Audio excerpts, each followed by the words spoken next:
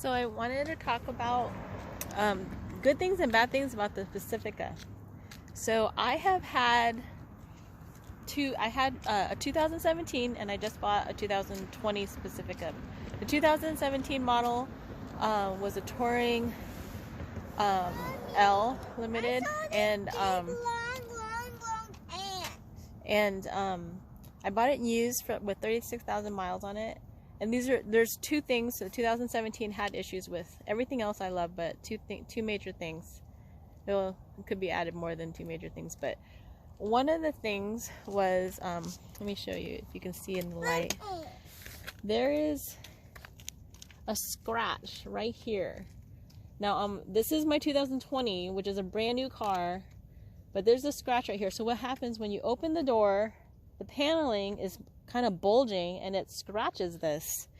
And I had the same issue with my 2017, but on the other side, on the driver's side, and this is the passenger side.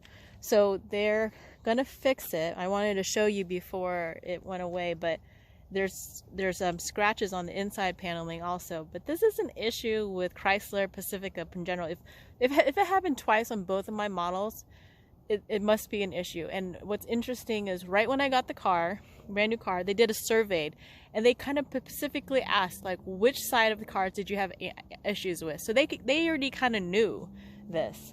So in the survey to like even highlight which part of the car you had issues with. So just letting you guys know, those are the things. Now with the bulging of it, right away you know there's an issue because I cannot roll down the window on the passenger side. So there's some kind of mechanical issue. Not only is it scratching the car, but because of the bulging, something didn't get put in together right. And so there's issues rolling down the window.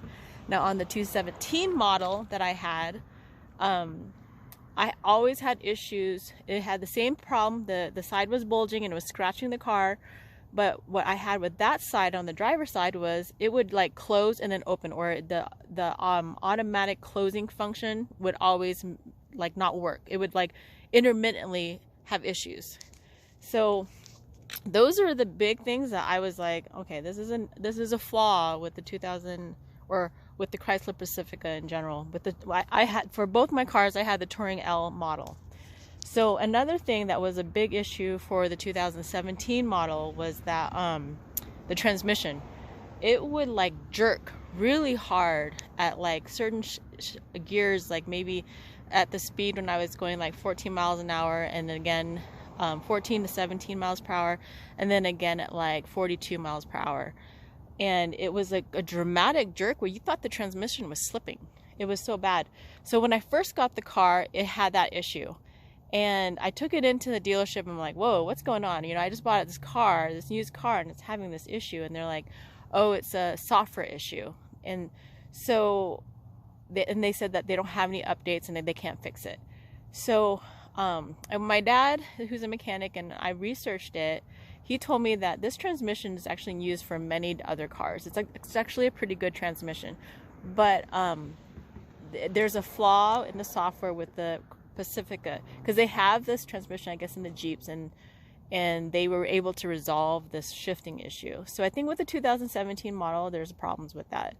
But what I found was I bought the car at 36,000 miles, and I drove it to like 70 something miles before I traded in for this brand new one.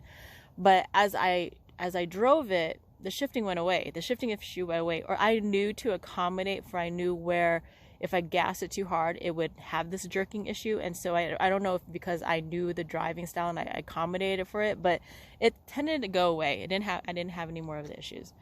So another problem with the 2017 model that I didn't personally have, but my friend had, I think she bought the highest model that they had. But it would just stop. They were in the middle of the freeway and it just literally just shut down and stopped. And I think that there's like a electrical controller in the system that the Pacificas have that have this issue. And so she said that she's brought it into the service it, and after they fixed it, she had no more issues, and she actually really liked the van. She had twins and another kid, and so this car is so convenient. for so many reasons. So there's there's bad parts and there's good parts, but those are some of the bad parts. But the good parts are, okay, so some of the good parts of this car are that I was able to fold down the middle seats, and basically, like, me and my kids, we slept in the middle right here. I tried to get my youngest to sleep. We put the car seats in the back. I tried to get my youngest to sleep on the cushion in the back seat, but she wanted to sleep with us. So all three of us basically slept here, and then we put our sleeping bags out in the middle, and we basically slept here last night. It was actually pretty nice. Yes? So, and then when we're ready, we can put all of our sleeping gear in the back and then put the front and middle seats up again. So that is just so nice a feature to have. That's like one of the biggest things that I love, because I don't have to get, oh, your dolls fell. But I don't have to get my husband to like take out the seats for us so we can do these things. This is so nice. This is the only van I know of that will do this, or maybe the Dodge Caravan can do it too. But I love it with this feature, and it has so much storing space. Like in the back here, we stored all of our sleeping bags, and the front seat has a lot of, the only thing that, another problem is that because the seats flip up and down like that, you lose some kind of spacing between the front driver's seat and the middle seat. Okay, my food's ready.